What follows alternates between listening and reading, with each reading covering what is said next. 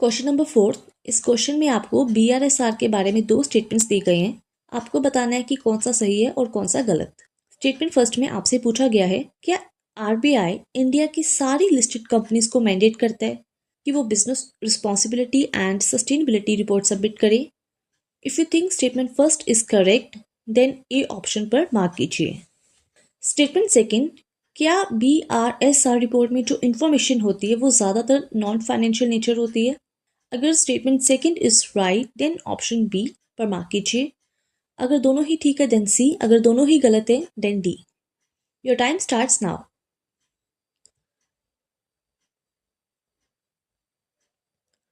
Right answer is B, only 2। BRSR की report non financial nature की होती है, that's why only second statement is correct. On the other side, statement first is incorrect because सभी listed company को ही नहीं, सिर्फ 1000 listed company को रिपोर्ट सबमिट करनी होती है और उसको रेगुलेट सेबी के द्वारा किया जाता है, ना कि RBI की ओर से। Now let's try to understand BRSR in detail. BRSR stands for business responsibility and sustainability report. ये एक mandatory standardized non financial ESG reporting framework है जिसको सेबी ने 2021 में इंट्रोड्यूस किया था ताकि कंपनी सिर्फ प्रॉफिट नहीं बल्कि एनवायरनमेंट, सोसाइटी और गवर्नेंस के साथ रिस्पॉन्सिबल और सस्टेनेबल तरीके से बिजनेस को करे। There is a difference between financial and non financial reporting.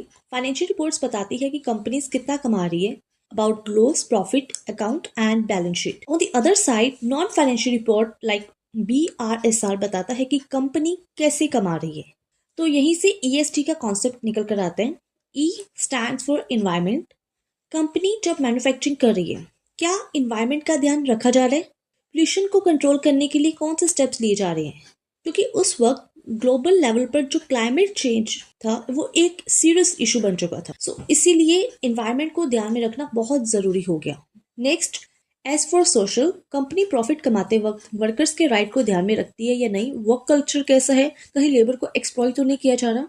Social में बेसिकली ह्यूमन राइट्स के बारे में बात की जाती है। देन जी फॉर गवर्नेंस, ये बात करता है कि कंपनी का सिस्टम कैसा है, ट्रांसपेरेंसी है या नहीं, करप्शन तो इन्वॉल्व तो नहीं है, एथिक्स और अकाउंटेबिलिटी फॉलो होती है या नहीं।